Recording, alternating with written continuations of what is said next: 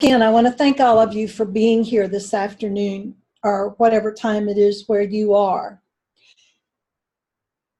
33 years ago this week, I moved into the Dayton, Ohio area.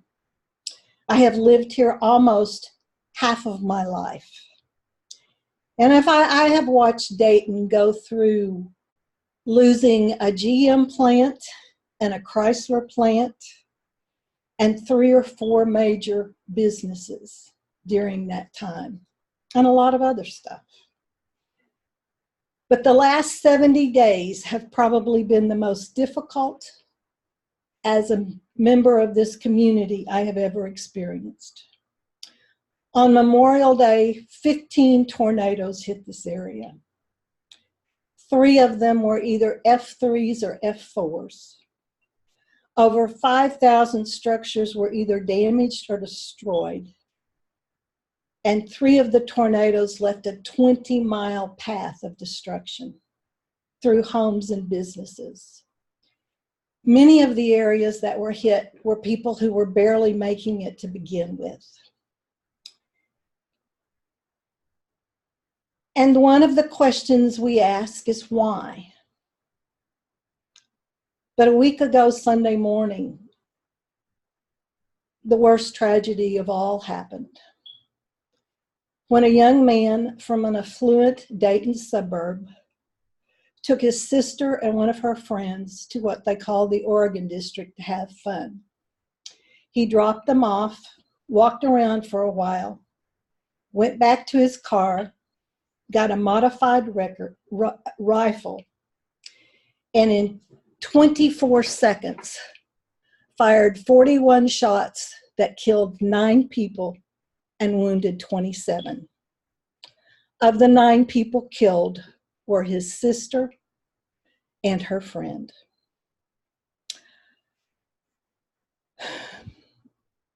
This is not about what we should do or what we shouldn't do, and what our politicians should do or what they shouldn't do. This talk is about how do we deal when there are no answers. When I look at the move of the GM plant and the Chrysler plant and some of the businesses, yes, I can understand that the why was based on economics, tax breaks, and all that stuff. Why a tornado, that many tornadoes would hit us in one period of time. I hate to say it's an act of God, but it's an act of Mother Nature for sure. And it just happens. But why would a young man from an affluent neighborhood, or any neighborhood, decide to go to a popular night spot and open fire? The FBI has been called in, and I saw them. I mean, our newscasts are still 90% about what happened. And the FBI said that it would take them a while to figure out why this young man did this. Well, I understand we will never know why he did it because there's no answers. Dr. John Waterhouse, in his book, 5 Steps to Financial Freedom, an introduction to spiritual mind treatment, says that the answer to a why question is a lie. Edwin Gaines puts it a little differently. She says that any answer to a why question is something we make up. So make up a really good answer. I believe that the FBI will do their absolute best to make up a great answer. But it will never explain to the parents of the young man and his sister, or those other people who were killed, why it happened. Because anything we make up won't be the real reason. And most likely, if the young man were still alive, whatever he said would not be the real reason. So how do we deal when there are no answers? We can know what, we can know where, and we can know when. And we can make up an answer for why. But what I have noticed and what I know is when we get stuck in the why, We can't move on, and we can't let go of whatever is going on.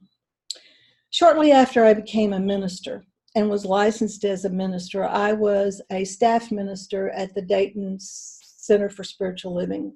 At that time, we were still Science of Mind, but at the Dayton church. And about a month after I licensed as a minister, one of our practitioners and her husband died in a very, very freak accident. They actually were asphyxiated in their bedroom. The car downstairs in August started running, and by the time they realized what was going on, they were unable to get out, and they died. A unique part of this experience was one of my old bosses when I worked for the government was actually a client of the practitioner who was also a massage therapist. And I remember her coming up to me, and I did, Reverend Eunice did part of the funeral, and I did another part of it. And my friend, former boss Peggy, came up to me, and she looked at me and she said, "Why? I don't understand why." And I remember looking at her and thinking and not sharing this, which was probably a good thing on my part. I remember looking at her and thinking, "Peg, until you can let go of the why, you're going to be stuck in the pain." And sometimes we have to stay stuck in the pain for a little bit. But what we need to remember is that there are no answers to a why question. In The Science of Successful Living by Raymond Charles Barker, he says, "Circumstances beyond your normal control may place you in a situation that seemingly defeats you both mentally and emotionally. But with this understanding, you need not remain in the predicament. You are not a victim of circumstances, heredity, nor environment. Too many people have used this as an excuse for accepting defeat. Others have every possible condition set against them and have come through victorious. You are in a universe of subconscious intelligence that must respond to your conscious demands upon it. You are a thinking and feeling center in the universal field of mind and emotion. You can always produce a new string of consciousness." He also says in the same chapter, which is a chapter on resentment, but I also believe it's a chapter on anger and being stuck. He says, "Resentment is an abnormal direction of emotion with an unconscious intention of self-destruction." I believe that when we're stuck in the why, and when we're stuck in the question, and we're stuck in the event or the effect, that it is an abnormal direction of our emotion, and it can become self-destructive. We can be kind to ourselves when we find ourselves asking why questions, but there comes a point where we have to do something different, where we have to make the decision to let go of why something happened and be willing to just know it did happen and move on. To be able to release our fear, our anger, our judgment, and just let it go.